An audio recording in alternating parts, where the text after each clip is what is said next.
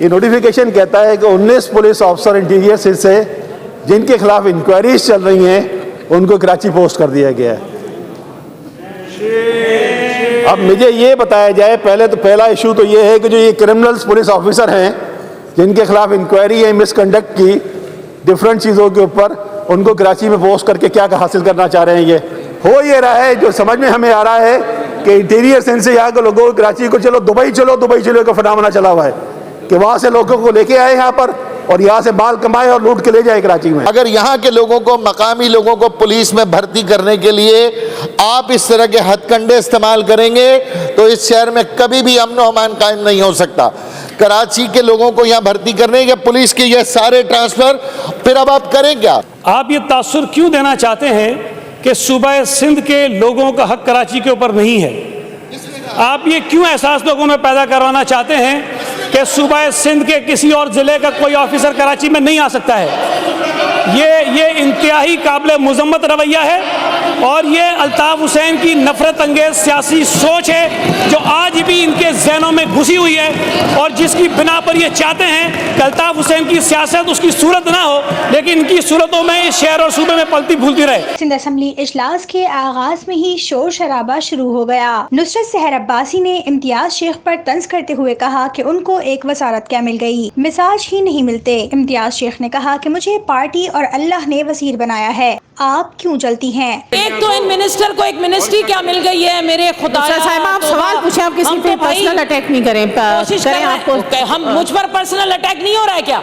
दुआ में अगर इनकी मर्जी पूछी जाए तो फिर आप उठ जाए, इनको बिठा दें। आप क्वेश्चन चाहते हैं वहाँ भी मैं बैठ जाऊँ? वजीर मुझे अपनी पार्टी ने बनाया है, मेरे रब ने मुझे बनाया, ये इज्जत दी है, तो मतलब इसमें आपको जलन क्यों होती है? आप क्यों जलते हैं भाई? एमक्यूएम पाकिस्तान के अली खुर्शीदी ने कराची में पानी की कमी से मुतालिक तवज्जो दिलाओ नोटिस पेश किया। उनका कहना था कि कराची के बेशतर इलाके खुसूसन जिला गरबी में पानी की शदीद किल्लत है, हुकूमत बताए कब पानी फराहम करेगी। डिस्ट्रिक्ट वेस्ट की अगर मैं बात करूं तो सोर्स का मसला नहीं है, पानी मौजूद है, वाफिर मिकदार में मौजूद है, डैम भर चुका है।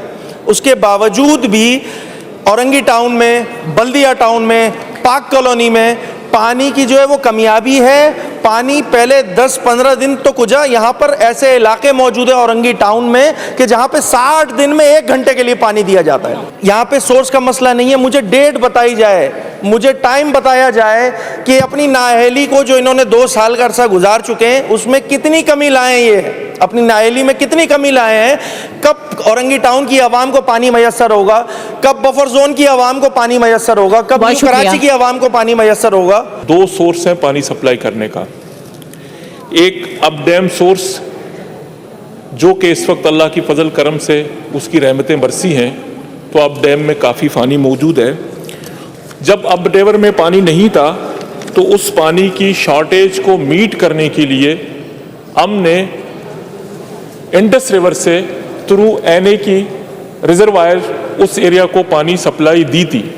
जब तक के पौर का पानी कंप्लीट नहीं होगा, और एक दूसरा स्कीम जिस पे सिंध गवर्नमेंट काम कर रहा है वो ये है, सिंध गवर्नमेंट ने ये तजवीज़ की है कि 150 MGD जो हमारा अब डैम का कैनाल है उसको हम 150 MGD तक करने की सिफारिश दे चुके हैं। आप उनको बात तो करने दें, इंशाल्लाह ताला ये कंप्लीट हो जाएगा। आप उनको। इजलास के दौरान सिंध फाइनेंस तरमीमी बिल 2020 मुत्तफिका तौर पर मंजूर कर लिया जो वजीर रेवेन्यू मखदूम महबूबुस्समा ने पेश किया था।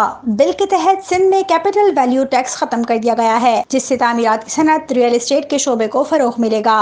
बिल के तहत हुकूमत सिंध ने तामीराती शोबे के लिए मुख्तलिफ मराआत का ऐलान किया है जिससे 40 सनतों को बराह रास्त फायदा होगा। एमक्यूएम के ख्वाजा इजहार ने कहा कि CBT खत्म करने के साथ विद होल्डिंग टैक्स में छूट भी दी जाए। पिछले 9 साल के अंदर कंस्ट्रक्शन इंडस्ट्री को CBT की तरफ से जाहिर है एक एडिशनल लोड था। अगर गवर्नमेंट ऑफ सिंध ये कर रही है तो मैं समझता हूँ इससे कंस्ट्रक्शन इंडस्ट्री के साथ अलाइड इंडस्ट्री को भी बहुत ज़्यादा रिलैक्स मिलेगा। लेकिन एक चीज़ ज़रूर है, अभी कोरोना में आपने देखा कि सिर्फ ये एक इंडस्ट्री से मज़ीद 45 इंडस्ट्रीज लिंक होती हैं। तो अगर इस पर CBT ख़त्म होता है तो साथ साथ मेरी तो इस फ्लोर पर रिक्वेस्ट होगी और अपोजिशन लीडर साहब से भी रिक्वेस्ट होगी कि अगर हम विद होल्डिंग टैक्स भी ख़त्म करें जो कि 2 साल के लिए फेडरल गवर्नमेंट की तरफ से है, अगर प्रोविंस हमारा CBT कर रहा है और उधर से विद होल्डिंग भी ख़त्म हो जाए तो हमारी जो प्रॉपर्टीज़ की वैल्यू है वो और ज़्यादा उसकी बाइंग बढ़ जाएगी। MQM के रुकन जावेद हनीफ ने कहा कि कराची की 3 स्कीमें अधूरी पड़ी हैं। तेसर टाउन, गुलशन मलीर और हॉक्स पे स्कीमों में 2.5 लाख प्लॉट हैं। अगर उन स्कीमों में थोड़ी सी तरक्याती काम किए जाएं तो बहुत से लोग आबाद होंगे। कराची में 3 स्कीमें पिछले 40 साल से पेंडिंग पड़ी हुई हैं, सिर्फ इस वजह से कि वो गवर्नमेंट सेक्टर के अंदर है और गवर्नमेंट की इंटेंशन ही नहीं है उनको डेवलप करने की। MD तेसर टाउन 1 लाख प्लॉट हैं, 80 गज के प्लॉट हैं, 120 गज के प्लॉट हैं, 240 गज के प्लॉट हैं, 400 गज के प्लॉट हैं। ये गरीबों के और मिडिल क्लास के लोगों के प्लॉट हैं। इसी तरह गुलशन मलीर में आप चले जाए, वहाँ पे भी 80 गज के, 120 गज के, 400 गज के प्लॉट हैं जो गरीबों के लिए और उनके लिए। और ये इस तरह आप चले जाए हॉक्स पे की स्कीम के ऊपर, वहाँ पे भी ये हाल है। अरे टोटली आप इनको सबको मिला लें तो तकरीबन 2.5 लाख प्लॉट्स ऐसे मौजूद हैं जिनको अगर लोगों को थोड़ी सी डेवलपमेंट करके आप उनको पोजीशन दे दें तो 2.5 लाख लोग जो है इमीडिएटली आबाद हो सकते हैं उसके अंदर। सिंध गवर्नमेंट ने ये डिसाइड किया है और जो कमेटी एक बनी है फेडरल गवर्नमेंट और प्रोविंशियल गवर्नमेंट के दरमियान, वहाँ भी ये तय हुआ कि जो भी इंक्रोचमेंट रिमूव की जाएगी और उसमें जो सॉफ्ट इंक्रोचमेंट्स हैं, फैक्ट्रीज़ हैं और चीज़ें, वो तो ज़ाहिर हटा दी जाएंगी फ़ौरन, लेकिन जहाँ पर लोगों की रिहाइश है उनका पहले बंदोबस्त किया जाएगा, उनको कहीं ना कहीं रीसेटलमेंट उनकी होगी। तो ये इस तरह से उनको नहीं छोड़ दिया जाएगा कि वो बिल्कुल दरबदर होते रहें। दूसरी शायद एक जो कराची में कंस्ट्रक्शन पर कमी आई है उसमें सुप्रीम कोर्ट के कुछ फैसले हैं जिस पर हाई राइजेस पर पाबंदी है, पानी के कनेक्शन का अगर NOC ना हो तो उसके बगैर नहीं हो सकती, और मेरी मालूमात के मुताबिक बाकी पाकिस्तान के शहरों में ये पाबंदियाँ नहीं हैं, तो इसलिए कराची उससे इफेक्ट हो रहा है सर।